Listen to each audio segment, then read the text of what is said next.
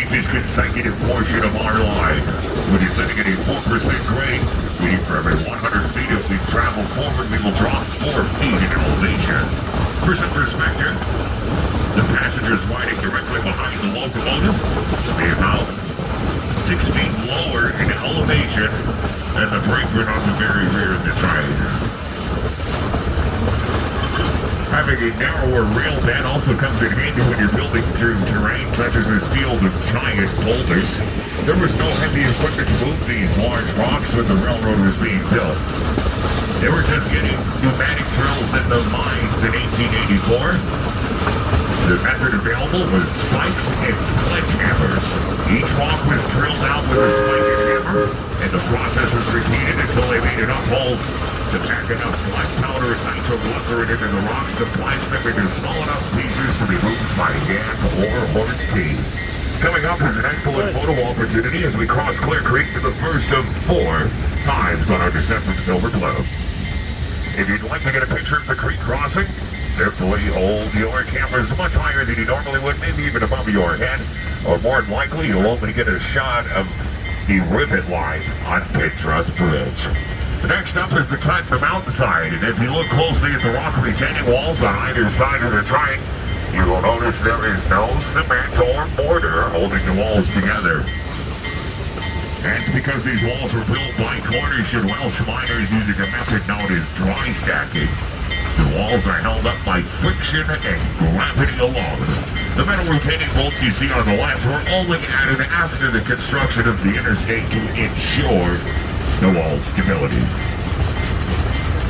As you pass by the mine tour platform, look towards the platform and then down the hill. You should be able to spot a small wooden portal at the side of the mountain. It has a sign that says Everett Tunnel on it. Well, that's the portal to the Everett Silver Mine. It's a sister mine in Lebanon. The reason we call them sister mines is due to the fact that 1,200 feet back inside the mountain, the 2 mines are actually connected. This is far from intentional. The 2 separate and competing mining companies were following the same vein of silver from opposite ends, and ended up meeting in the middle. They had to take the case to court, with the Everett line winning the rights to that particular vein of silver.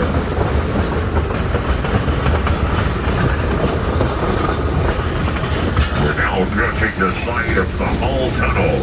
The Hull initially started out as a transportation tunnel, and in 1886, Mr. George Washington Hull was running a successful lumber and mill company in Georgetown, Colorado, and decided to expand his horizons by providing access for all the mines on the south side of Leavenworth to bring their ore here to be loaded onto the train. As they began digging the tunnel, well, they ended up encountering several rich veins of silver. Upon their discovery, they lost all interest in building a transportation tunnel and began extracting the silver instead. The stone-lined trench we'll be parked on is the entrance to the Hull Tunnel. The rusty piece of equipment on the stone foundation is the old Ingersoll-Rand steam-powered air compressor that would have supplied air to the tools that dug this mine. We pulled into the pass track at the side of the hall to allow the opposing train to go by.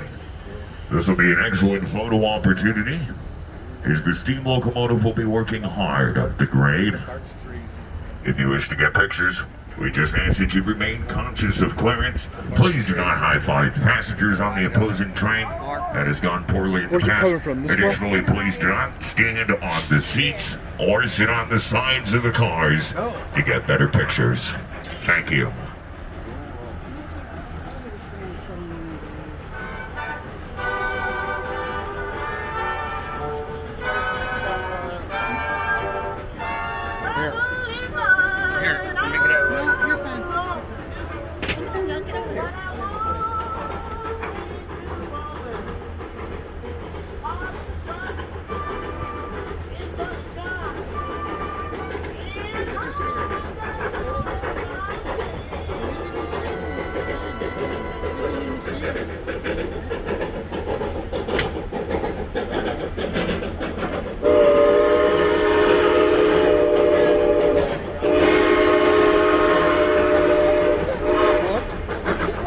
I'm sorry.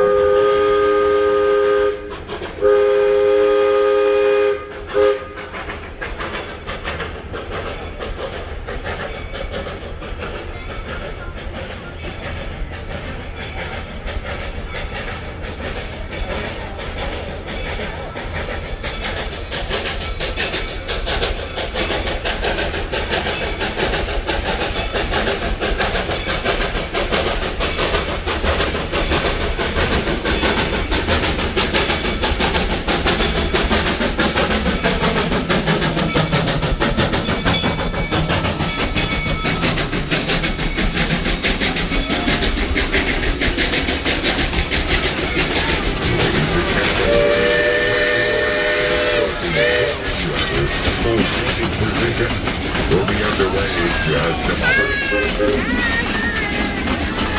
I got a bunch.